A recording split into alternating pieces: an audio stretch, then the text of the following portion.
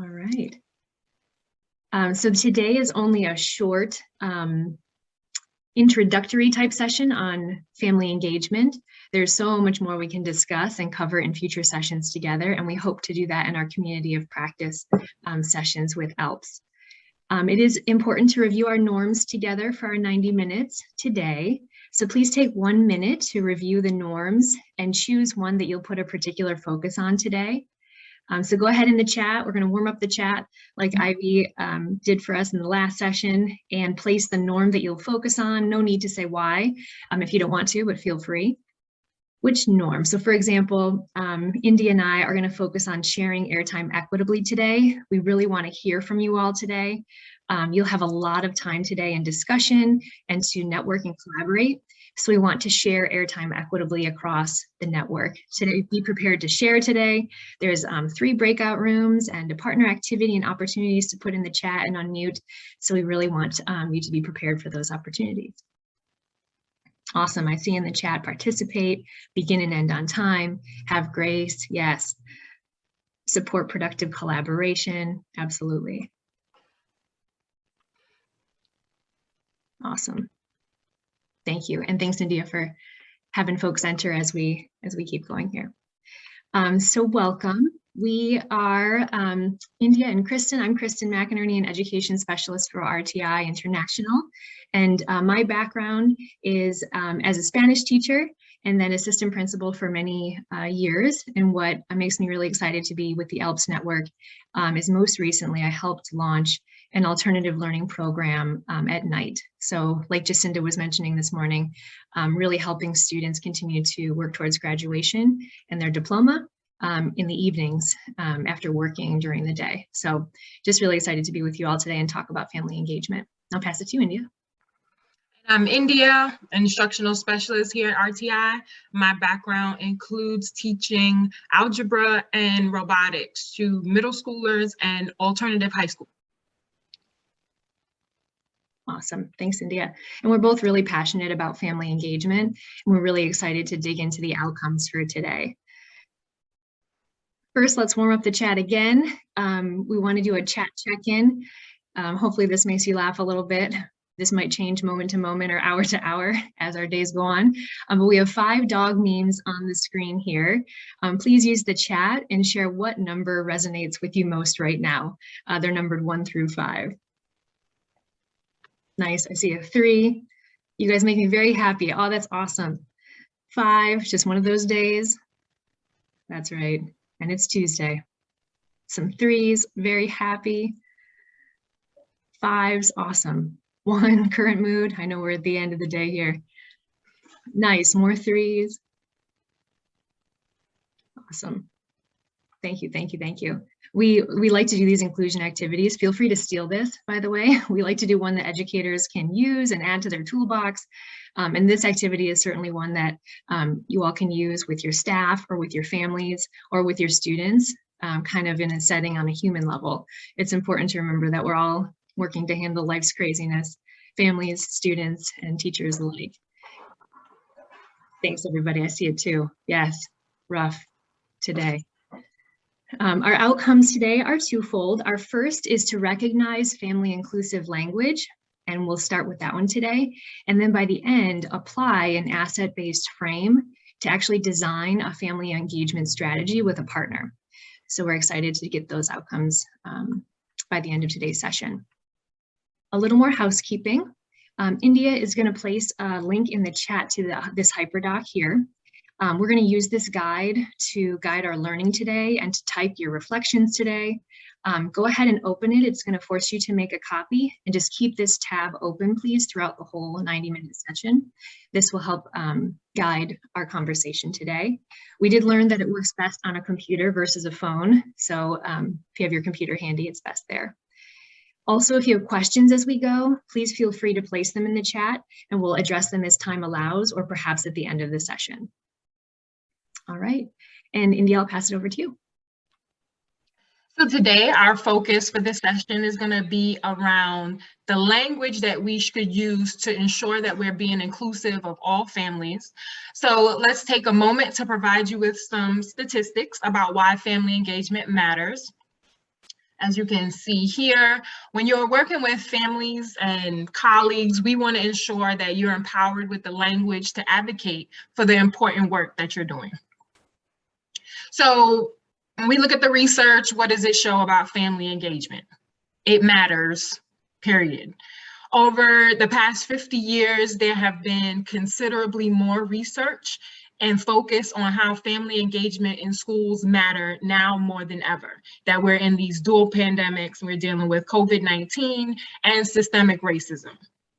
Research has shown that family engagement is actually associated with reduced dropout rates and higher graduation rates among many.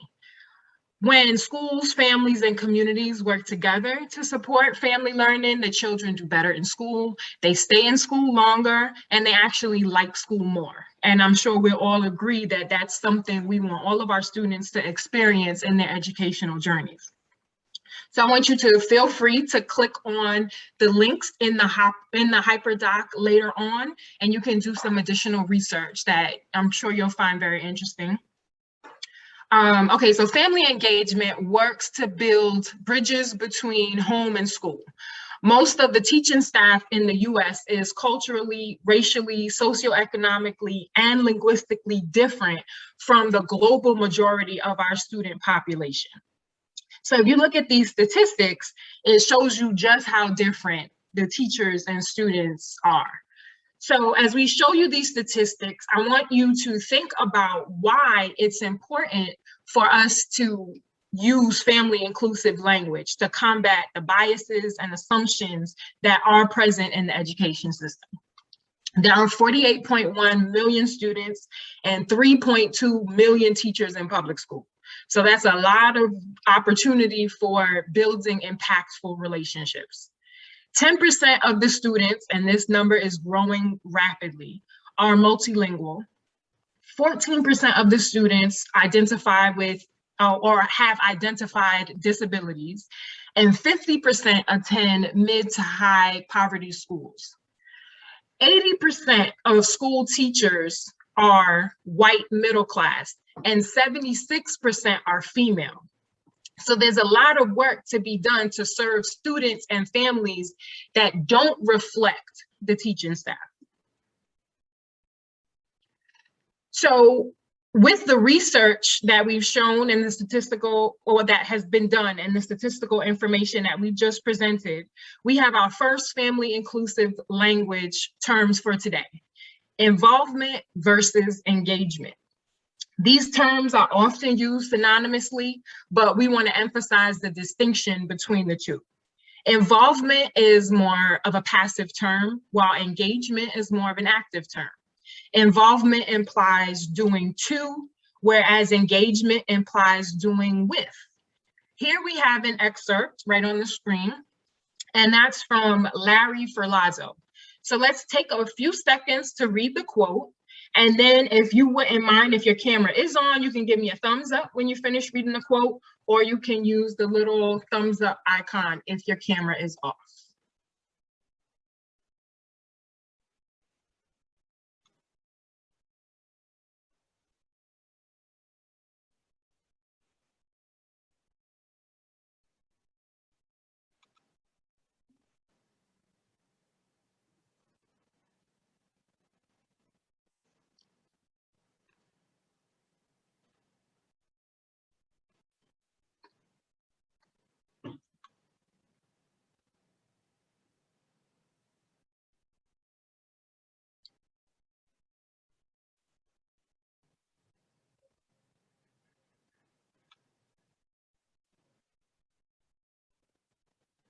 Okay, I see our first thumb. I see two thumbs. For anyone that just came in, if you open the chat, I have resent the link for the HyperDoc. If you can just click on that and leave that tab open, we're going to refer back to that several times throughout the session. Okay, I see quite a few thumbs. So if you have not gotten a chance to read the whole quote or process fully, it is on your HyperDoc, so you can definitely refer back to it later. But what I want us to notice is that the quote relates involvement versus engagement to leading with your ears instead of your mouth. So let's take a second to jot down in that hyperdoc. There's a note section right on there. Jot down how you might remember the difference between the two terms, involvement versus engagement. Keep in mind, it doesn't have to be anything poetic or profound. It doesn't even have to be original, just something that you might use to remember the difference between the two. So just type that really quickly on your hyperdoc, and then if you can give me a thumbs up when you've gotten something written down.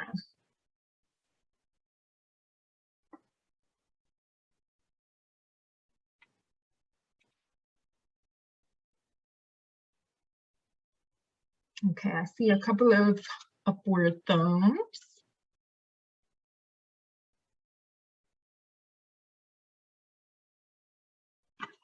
All right. Can I get anyone to share? You can either type in the chat or feel free to come off mute. Just share a novel way that you might use to remember the difference between involvement versus engagement.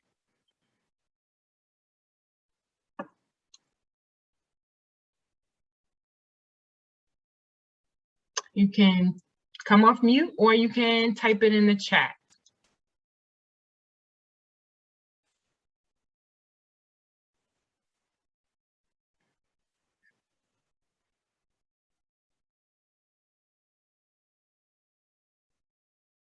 Okay, so we have someone, Kristen, thank you for sharing. Engagement involved listening. I'm sorry, engagement and ears both start with E. I like that. I like that. That's really good. Doing something to the family instead of with the family. Nice. Feel free to, I really like that double E thing. Feel free to put that in your hyperdoc if that's something that might help you to remember as well. Leading with ears. Nice. All right, I'm going to pass it momentarily back to Kristen. Thanks, India. These are awesome coming in the chat here. At this point, we have provided you with our first example of family inclusive terms and the research and the statistical information that points to why family engagement truly matters. So now we want to ground you in actual examples of the wide variety of family traits that you very likely see in your students' families that you work with on a daily basis. We also want to point out the difference between using the word parent versus family. We know that many of you have shared a lot of students' grandparents or aunts and uncles or neighbor perhaps are their main supports systems at this time. And so go ahead and start thinking perhaps about the instances when you've heard the word parent used to describe an engagement strategy, like for example, parent-teacher conferences, and just hold that in your head for a little bit later. We'll now read aloud a bilingual book called The Family Book to give you some of those examples. Who doesn't love a good read aloud, right? And while we're reading, listen for how your family, your actual family is represented and why the language we use matters when working to equitably represent all families. So to best see the pages of the book, actually, we're on Zoom. If you could pin India, if you hover over her box in Zoom, on the Zoom call, there's like 3 little dots in the top right-hand corner of her box. And in that drop-down menu, you'll see the option that says pin. Go ahead and click that to pin India. And then after the read aloud, you'll see remove pin and you'll go back to your normal gallery screen. But India will show the illustrations while we read the book together. India will read the English and I'll read the Spanish. And here we go. The Family Book by Todd Parr. El Libro de la Familia por Todd Parr. Some families are big, some families are small. Algunas familias son grandes, algunas familias son pequeñas. Some families are the same color, some families are different colors. Algunas familias son del mismo color, algunas familias son de colores diferentes. All families like to hug each other. A todas las familias les gusta abrazarse. Some families live near each other. Some families live far from each other. Algunas familias viven cerca de uno al otro. Algunas familias viven lejos del uno al otro. Some families have a stepmom or a stepdad and stepsisters or stepbrothers.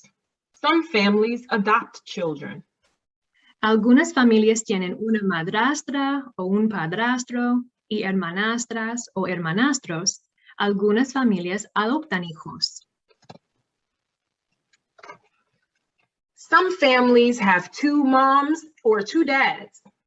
Some families have one parent. Algunas familias tienen dos mamás o dos papás. Algunas familias tienen un padre.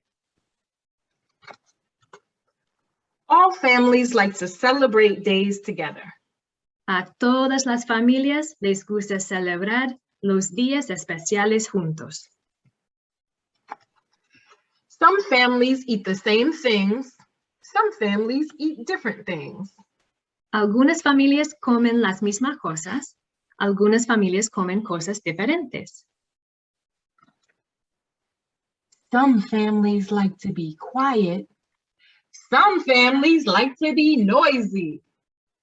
A algunas familias les gusta ser callados. A algunas familias les gusta ser ruidosos. Some families live in a house by themselves. Some families share a house with other families. Algunas familias viven en una casa solos. Algunas familias comparten una casa con otras familias. All families can help each other be strong. Todas las familias pueden ayudarse mutuamente a ser fuertes. El fin. We hope you enjoyed that as much as we did. Sometimes if you're not in elementary anymore, you don't have read alouds. And we hope that that just showed you some examples in a fun way of different family structures. So in a moment, we definitely want to share out with you all, but take a minute in your HyperDoc to brainstorm your answer to one or two of the questions on the screen here. They're also in your HyperDoc. So think about, is there something about your family that you saw represented in the book? Why do you think representation matters when we speak about family engagement? How is the word family more inclusive than the word parent? Or perhaps can you share an instance when your family was or was not represented by the language a school used? So we're just gonna set a timer here for 1 minute as we independently brainstorm the answer to one or two of those questions in your HyperDoc, and then ask some folks to share out.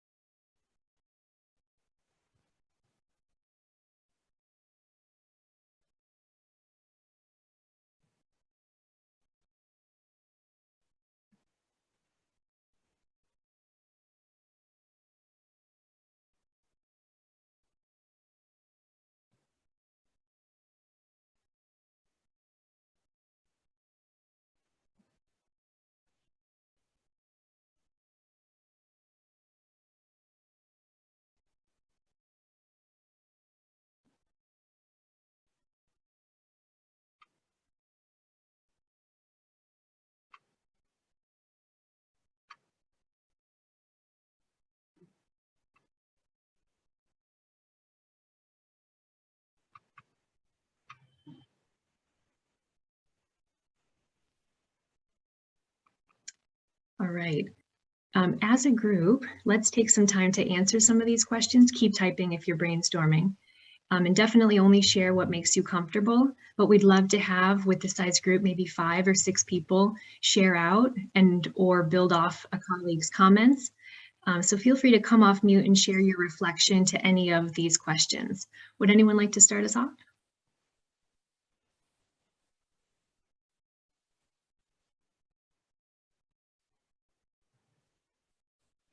Nice. I see in the chat, family is more inclusive because parents often look different in different families, could be adoption, donor parents, etc. Thank you for sharing.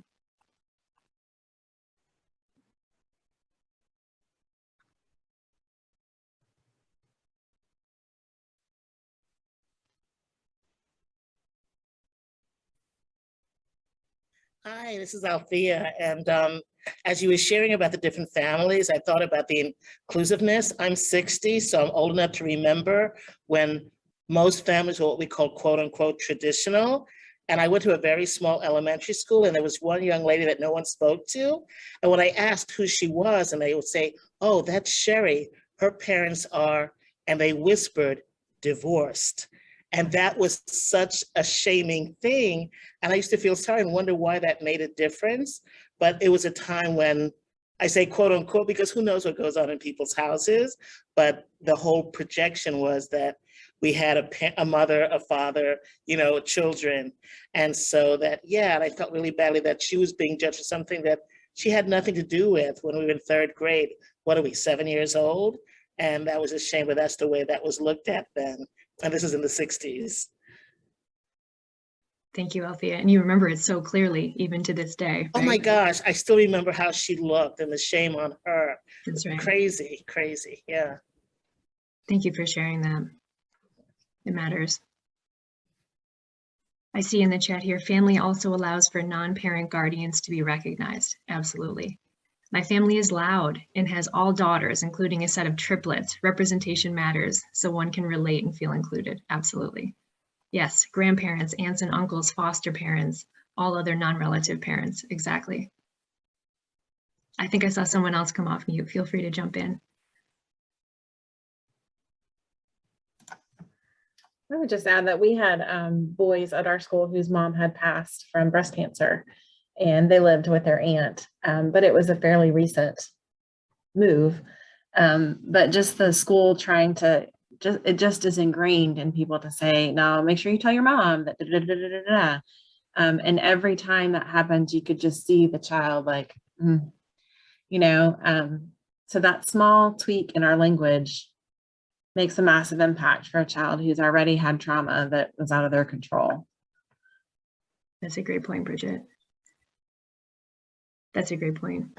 A lot of my students at my former school were living with aunts, uncles, neighbors, newly arrived to the US. And so, family is super inclusive and includes everyone who really cares and supports the child on their journey. Thank you all for sharing. These are great examples of how important it is to really, that small tweak in our language really matters, to include all different types of families, structures, cultures, and that's how we want students to feel, is included, valued, all families to feel that way. So that's the kind of language we should be using with our families. You may have also, and a lot of you have shared, a personal connection to family engagement. This is very typical of this work, and so emotions may come up today. It's important to acknowledge that. It's an important factor to remember when we're in our breakout rooms and sharing together. So we just appreciate your sharing today. I see another in the chat here. Yes, we had a child lose his mother and father within a year apart. That's exactly, yep. And thanks for sharing, Bridget, absolutely. I'll pass it back to you, India. Okay, so with the information we've received so far and reading the book, we hope that you've all been able to start recognizing different family inclusive language that includes involvement versus engagement, parent versus family, and all the different types of family. This is one of the outcomes for today's session. And as we continue to level set around family inclusive language, let's add 2 more terms to our tool belts. Asset versus deficit-based thinking. We know through learning about the work of ALPS schools and that this line of work and this line of thinking is familiar to you in your past and current work, especially with the work that you do around trauma, skills, and social emotional learning. I want us to take a minute to read this quote right here, and then just give me that thumbs up once you're finished reading it.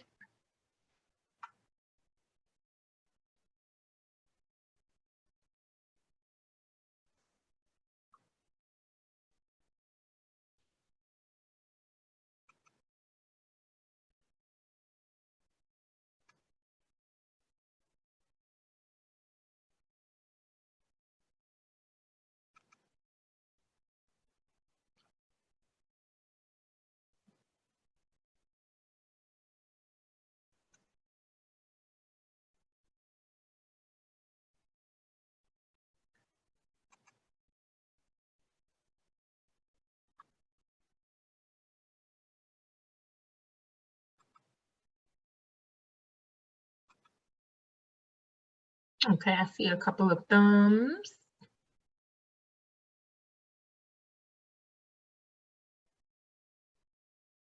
All right, and let's keep in mind, this is also on our HyperDoc.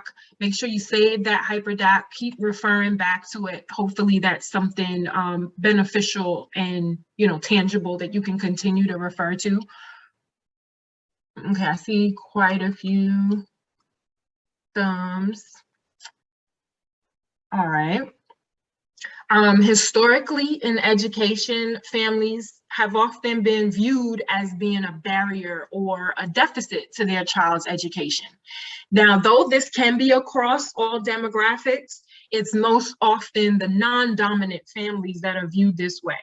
Non-dominant meaning maybe they are experiencing poverty, or they're multilingual, or maybe the parents or the adults in that family have not been formally educated. There's a lot of different factors that might cause them to be considered non-dominant, but the main idea here is that the families that don't align with the dominant demographic in the teaching force in the US, which is white female, are often approached or looked at as being a hindrance rather than supportive to their child's education. And I'm pretty sure we all agree that our students deserve educators that value all parts of who they are, including their family and their neighborhoods. And so to do that, we have to commit to being reflective about the words we use when planning our family engagement strategies. One example that comes to mind would be neighborhood visits. A lot of times teachers will maybe get on a bus and ride around a neighborhood and just kind of see where the students live. And though that has a great intention, sometimes it could further assumptions because you're just observing from the bus and making your own interpretations about what you're seeing.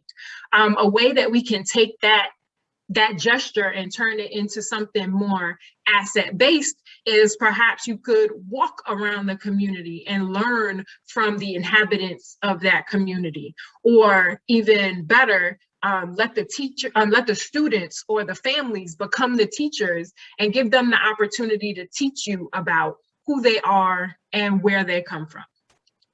So let's just for a moment reflect on a time when you have used asset or deficit-based language, or a time where you've heard someone use asset or deficit-based language, and how that made you feel in that particular moment, good or bad.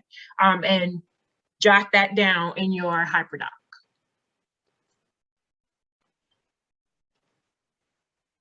And then you can, of course, give me the thumbs up.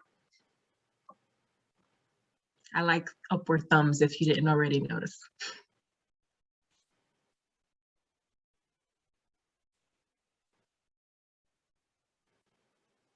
And of course, as you're jotting something down, if you could kind of encourage yourself to come off mute or type in the chat, we can get 1 or 2 people to just kind of share a time that you may have used asset or deficit-based language, or you've heard someone else use it about a family.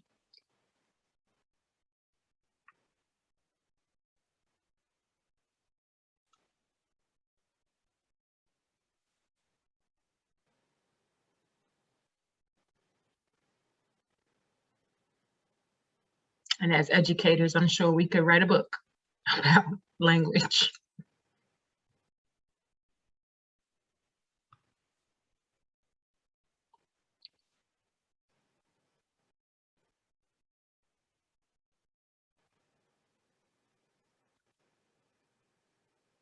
Okay, I see a thumbs up. Any sharers?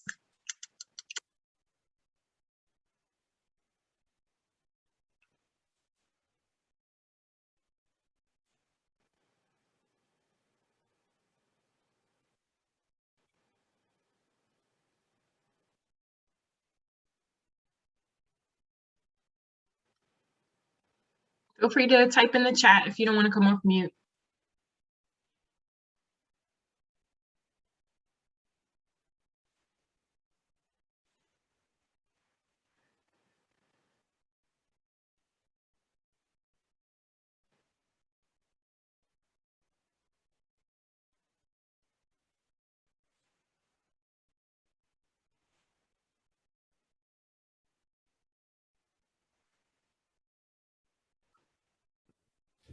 The only one that I could really try to give an example, when we have students who live in group homes.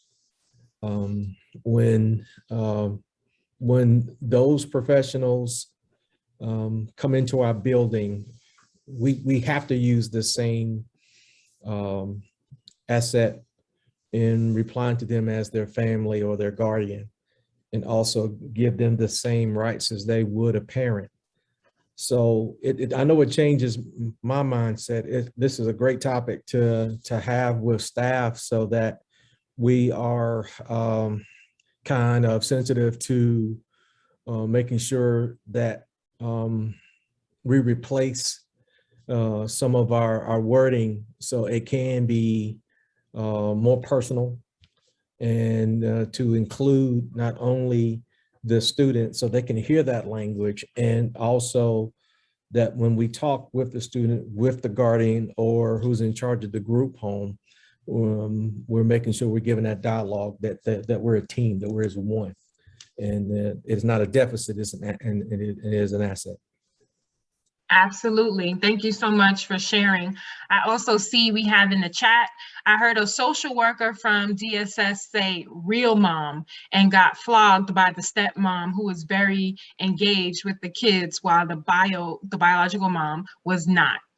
Yeah, that's definitely something we want to, I mean, because what is a real mom, you know? And that's a whole nother session. So yes, it's definitely important for us to keep in mind our audience and know who we're talking to, making sure they feel included and engaged.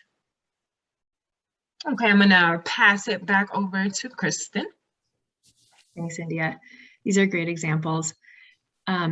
And now we're going to get to our case study part. So as we continue to focus on family inclusive language, we want to give you an opportunity to dig into an actual and alternative school who did just this, really took a hard look at their practices, how their families were framed, the language they were using to name events or conferences, and really make a change. And so to do that, we're being brave with Zoom today and doing a jigsaw.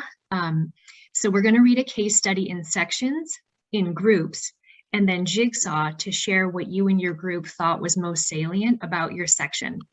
So our first step in this process, get your screen ready, is to access the article. So India is going to place the article link in the chat there. It is also in your HyperDoc if you'd like to click it there, whichever is most convenient.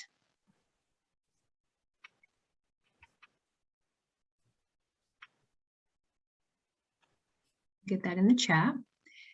And then once you are in the article, you will see that there's 3 sections.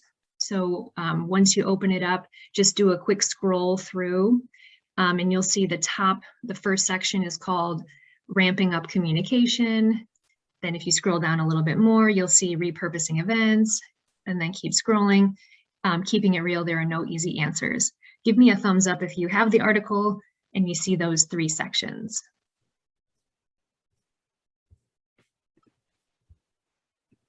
Awesome, lots of thumbs, great, great, great.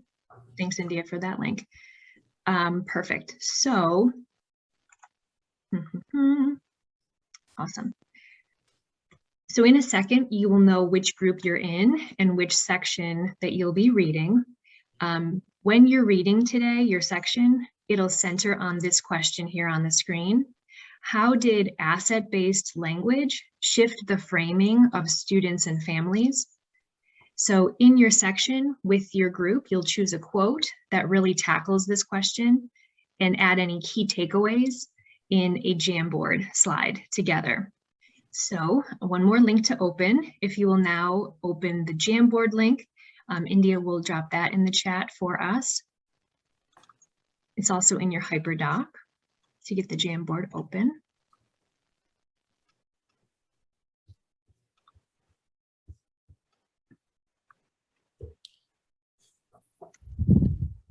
Awesome. All right, so we should have our HyperDoc, our article, and now our Jamboard.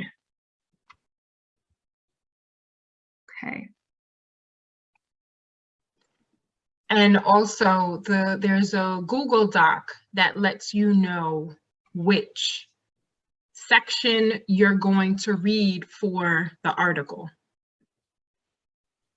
Kristen will explain that in a moment. Yes. Awesome. So we have split the whole group today into 3, and your group number aligns with that section that you'll read of the article. We have that in the chat. So we will just make sure everyone can access the documents, and then actually here together, take 5 minutes. We can turn off your camera to read your section, and then we will send you to breakout rooms for your section. So remember, while you're reading, you're really looking to answer, how did asset-based language shift the framing of students and families at this particular school? And we will come back in 5 minutes. So does anyone have any questions before we take a look at our sections?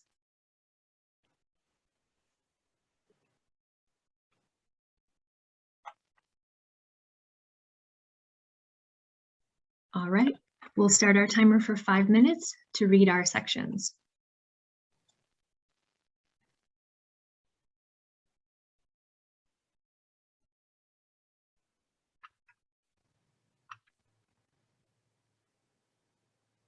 Welcome back, everyone. I know we could always use more time in breakout rooms, but thank you for coming back. We want to make sure we have time for our last activity.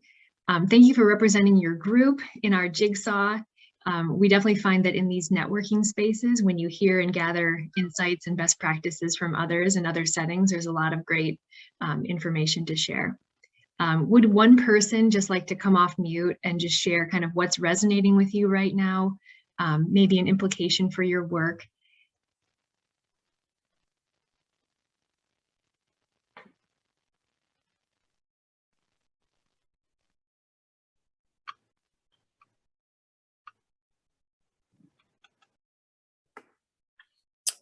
My big takeaway is that we're going to kind of repurpose something that we're doing. You know, we do the kind of traditional having guest speakers to come and talk to the kids about success and careers and motivation and things like that.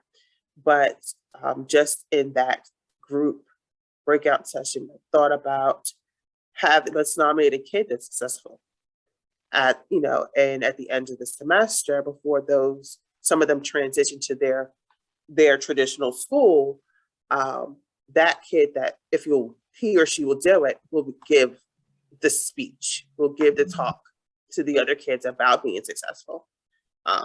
So I'm gonna think of brainstorming on that today and maybe present it to the kids this week.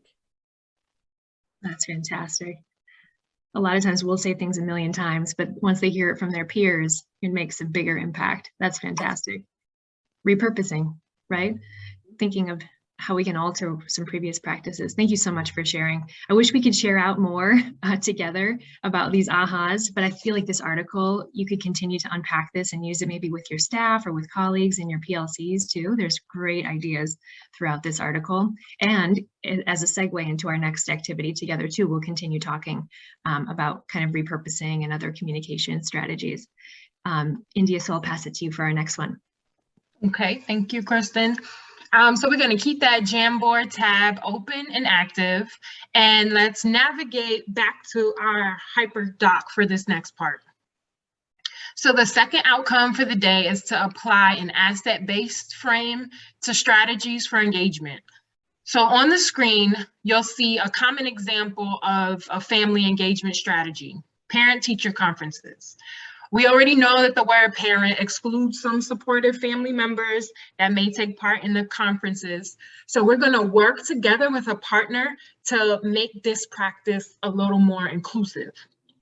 So we've reviewed many different terms and ideas that can help with revamping the strategy, and I'll just go over them. So we talked about parent versus family, involvement versus engagement, and deficit versus asset-based thinking.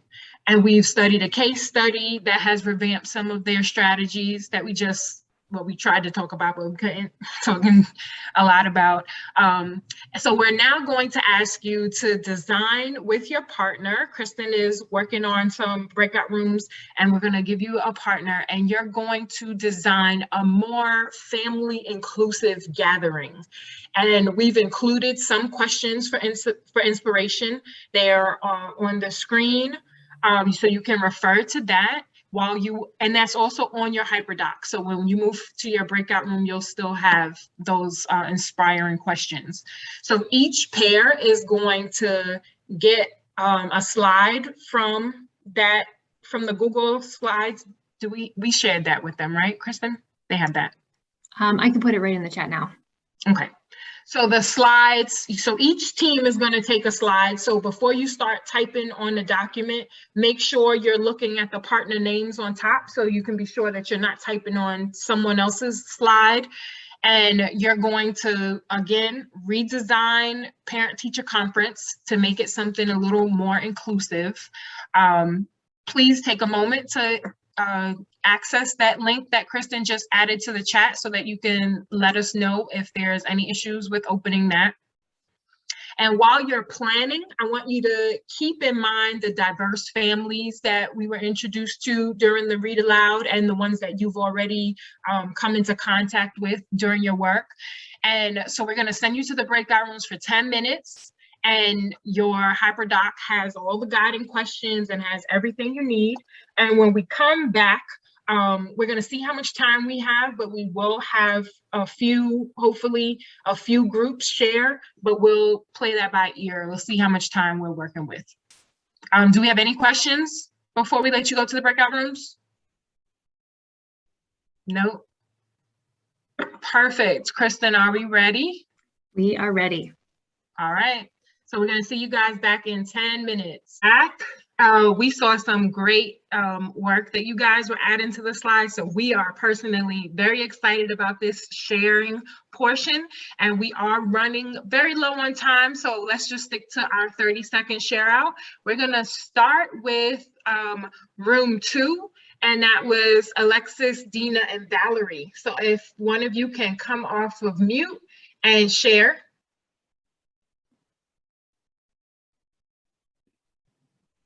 Miss Valerie, I nominate you. Most definitely. Alexis, I don't have the information. It's on your PowerPoint. So you have to do it. Oh, okay, I'll do that. Let me get back in there. Okay. All right, so I had the pleasure of working with Valerie and Dina. And we just came up with some things that just came right at the top of our head. And we felt like when we're talking about family conferences, we call it a community and school homecoming. We wanted to put something catchy on it. And a lot of times when we all in our college experiences going to homecoming, that was somewhat a really nice gathering. So we wanted to put that on there. And a purpose to meet and greet our families and involve them in school activities. What is communicated? Mission, vision, expectations, school theme, communication, and community partnerships. And how's the information communicated? We wanted to go virtual and do some face-to-face as well to try to accommodate if they wanted a choice. Our families wanted a choice. Was the gathering, we thought the school would be appropriate in the cafeteria and or auditorium, or if you have a combination of the two. When is the gathering? We kind of took into consideration parents getting off work at in the evening hours.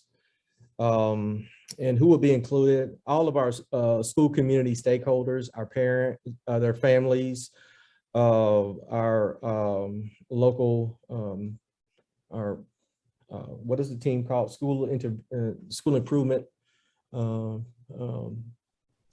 team within the school, community stakeholders, partners that the school have our PTA, probably district people as well.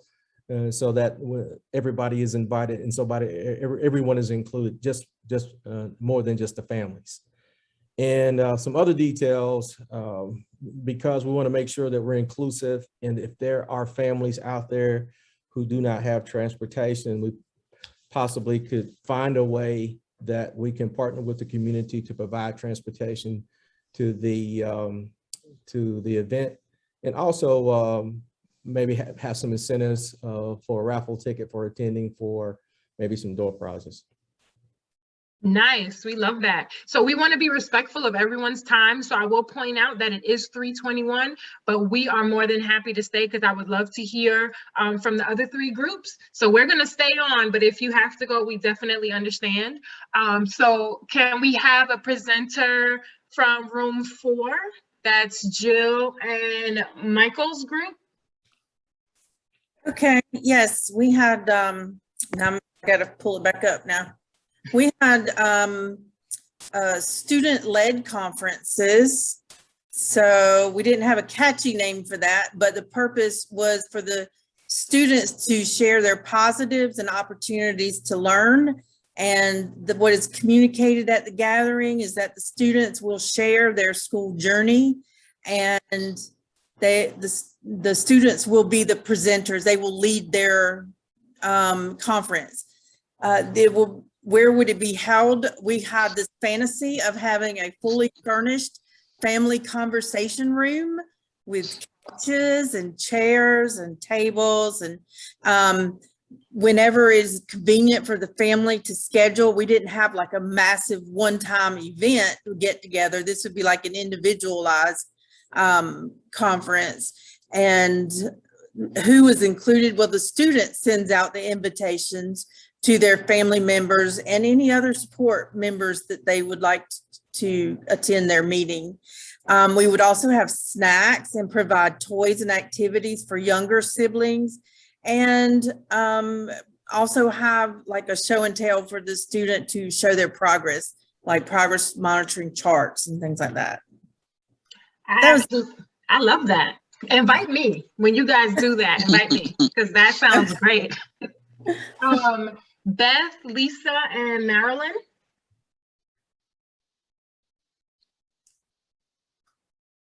Hi, I'm Beth. I'm from Partnership Academy, which is an alternative high school. So we call our family engagement meetings student success meetings, because we like it because it kind of encompasses the goal of the meeting. The purpose of the meetings are normally to collaborate with caregivers to support student success. We have lots of different types of meetings at our school, but we were just trying to think of the rebranding of a parent-teacher conference. And in those particular meetings, it's really to collaborate with the family. What's communicated? We always start with strengths. We get sandwiched. So you always start with what's working well, what the strong points are. Then we put the polishing points in there, and that's what we call them. We call them polishing points. And then we also are going to talk about student goals and in a really positive. How are we going to communicate the information? It's always going to be sandwiched, right? Don't just start with the negatives or the issues or the challenges or even the grades. We're always going to start with what we really like about the student, what we really enjoyed about them as a person. Where virtual has really opened things up for lots of people. I know I personally attended my own child's conference yesterday, and I didn't have to take off work half the day to do it. I logged in for 20 minutes and then was able to come back and enjoy my school day. So parents are able to log in with their phones or their devices just on their lunch breaks. So we do things virtually, but we also do some things in person. When we're in COVID times, we still do some things in person. And, I'm a social worker, so I do things in yards also. I don't go in people's houses right now, but I do yard visits, and we do all this stuff in a yard. No problem. Yard visits. When is it offered? Virtual has made things 10 times more flexible. Parents can oftentimes find a break during the day that they can log in, or that lunch break. But we also can be more flexible because it might be logging in from our houses for 20 minutes, which is not that big of a deal. Who is included? always caregivers, which are a variety of people in people's lives, and other resources that the caregivers have approved or asked to be included in the meetings. So sometimes it's juvenile justice, sometimes it can be other resources that might be active in their lives. We have school-based therapy, so sometimes it's the therapist, the teachers, admin, support services like myself, other people that they have close relationships in the school building, because even if they're not teaching them that semester, they might still be a really key connection for that student in our building on a daily basis. So that is it. Thank you so much for sharing, Beth. Those ideas sound great. So for the last group, the only one we have from that room is Evelyn. So Evelyn, can you share your strategy that you, Dina, and Kim came up with? Okay. They had all that written down. I just ran my mouth. But in any event, we mostly discussed, I took it from either parent teacher, I took it like parent teacher student conference. And the purpose of it was getting to know each other. I was talking about the beginning of the semester or beginning of when that child is enrolled to come to my school, which is alternative, of course. And I had thought about sending maybe some areas of discussion to the parents so they would know ahead of time so they could possibly get their own thoughts together and not feel like they're being put on the spot. They will be prepared for some of the questions that may arise. But virtually, the main, you see, where is the gathering? I plan for in this,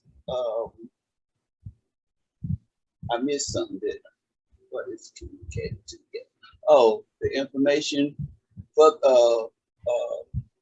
is the information that I'm going over, which can be expounded on when the parent and the student is in it, could change virtually, you know, in my ideas of how to manage the student and student learning. Also, it'll make the parent probably take a closer look at their student and what they're doing in class or have been doing in class or expected to do in class. Where is the gathering? It could be virtual. It could be face-to-face, which could be, say, they wanted to meet somewhere other than the school. Well, maybe you can come up with a place, maybe Starbucks, somewhere, or what's the book place? I can't think of it, my mind racing. Barnes and Noble. Barnes and Nobles, yeah. Mm-hmm. But, you know, you got all kinds of options. And as the lady was saying previously, being virtual opens up more options than the face-to-face, because a lot of times, the times that the school's set for face-to-face is not necessarily convenient to the parents' work schedule, which they are always going to put that work schedule first. And we understand that. When it's together, and it depends on what information you are sharing with them. It could be on the enrollment of the student, or it could be on how to best address some special needs you see that the student may need, or it could be a number of things, whatever it is that you feel is important about finding out about your student. When is the gathering? Whenever the schedule, whatever schedule is created between you and the parent. Who is included? As I said before, the guardianship and the student. I always like when the student is there, because see, a lot of times the student will say something to us that they aren't saying to their parent, or the parent don't know what the student is saying to us, and they're telling both of us two different things. So I always like it when they bring their student if possible. And that's about it. Thank you so much for sharing, Evelyn. And thank you all for staying. I'm just going to turn it over to Kristen really quick, and she's just going to give us some information about evaluations, and we're going to head out. Ooh, those are so good. I feel like we should stay for a few more hours and talk through those debriefs.